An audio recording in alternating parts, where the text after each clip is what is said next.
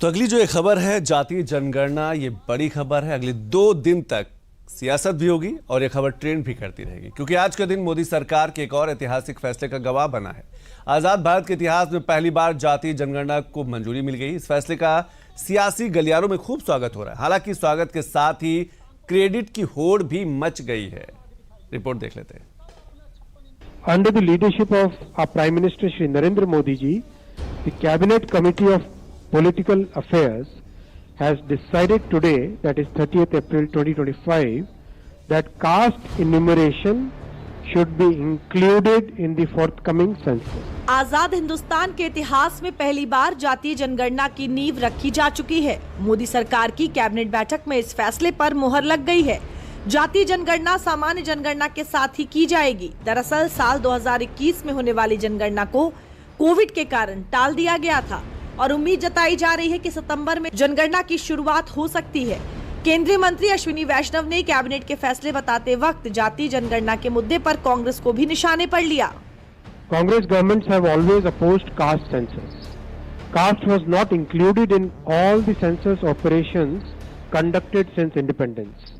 In 2010, then Prime Minister late Dr. Manmohan Singh ji had assured the Lok Sabha that the matter of caste census should be considered in the cabinet.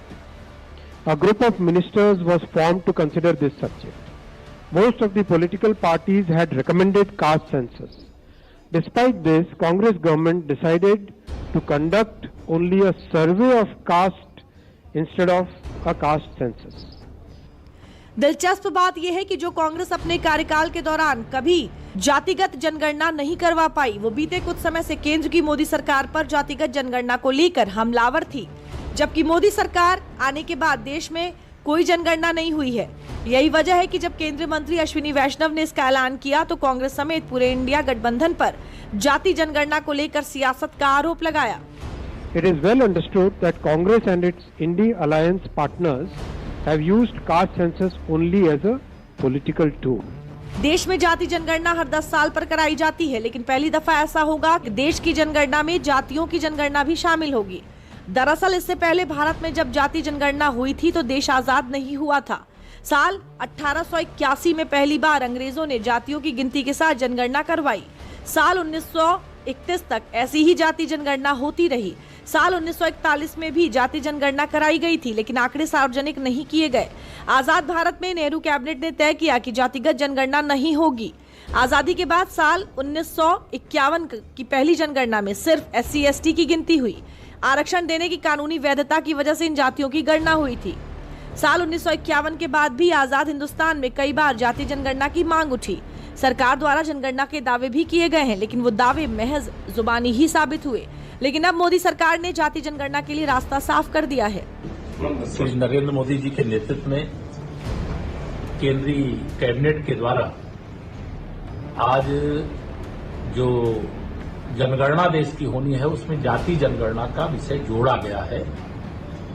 इसका मैं हृदय से स्वागत करता हूं, अभिनंदन करता हूं और यह फैसला माननीय प्रधानमंत्री श्री नरेंद्र मोदी जी के नेतृत्व वाली सरकार ही ले सकती थी। कांग्रेस ने देश में 60 साल शासन किया और जब सत्ता से बेदखल हो गए, जब पिछड़ी जाति के एक गरीब माँ बाप के बेटे को देश की सत्ता देश की जनता ने सौंपी तो वह जाति जनगणना की मांग करने लगे। लेकिन आज का जो केंद्रीय कैबिनेट का फैसला है, कांग्रेस के जो नेता हैं श्री राहुल गांधी जी और उनकी कंपनी, उनके मुंह पर ये करारा तमाचा है। उनको यह समझ में आ गया होगा कि कांग्रेस केवल कहती है और भारतीय जनता पार्टी माननीय नरेंद्र मोदी जी के नेतृत्व में करती है। उत्तर प्रदेश में समाजवादी पार्टी जो फर्जी पीडीए का ढोंग कर रही थी, आज उस पीडीए का ढोंग का भी पर्दाफाश हो गया है। जाति जनगणना के नाम पर केवल राजनीति करते थे। मोदी सरकार ने जाति जनगणना कराने का फैसला लिया तो यूपी से लेकर बिहार तक वाहनों का शोर गूंज उठा। बिहार में तो आरजेडी क्रेडिट लेने की भी होड़ लग गई। 30 वर्ष पुरानी मांग रही है और ये हमारे पुरखों की जीत है, समाजवादियों की जीत है, लालू जी की जीत है। आपको पता होगा 96-97 में भी कैबिनेट से जो है पास किया गया था कि 2001 का जो होगा उसमें जनगणना जो होगी उसमें जाति आधारित गणना भी कराया जाएगा। यशस्वी प्रधानमंत्री आदरणीय नरेंद्र मोदी जी को मैं विशेष तौर पर धन्यवाद देता हूं, बधाई देता हूं। बिहार और पूरा देश आज नरेंद्र मोदी जी को याद कर रहा है, जिन्होंने जातीय जनगणना के साथ जोड़ने का काम किया है।